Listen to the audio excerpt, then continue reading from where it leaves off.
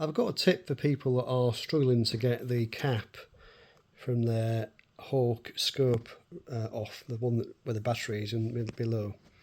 I struggled thinking about how am I going to get this off without damaging it, and I managed to do it, and I'm going to tell you what I did, see if this is helpful for you. I took a bicycle inner tube, and the size that I used is, you can see there, 700 by 35/43, so reasonably narrow inner tube, about this kind of similar kind of diameter to this cap. And I cut a couple of pieces of that inner tube.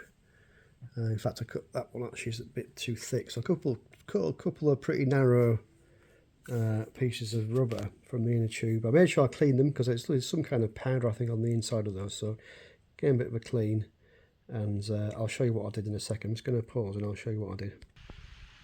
Okay, so as you'll see behind there are two knurled rings, and that's the outer one is for the cap and the inner one is attached to the scope.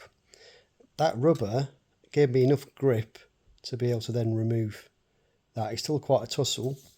In fact, I did actually use, although it depends what you've got tool wise, I do actually have some of these quite small plastic clamps, and I actually got one of those clamps around the inner one, and that just held it in place just enough for me to then be able to get the outer ring off. So I kind of got that, it's a bit hard in one hand, but I kind of got that around the inner one.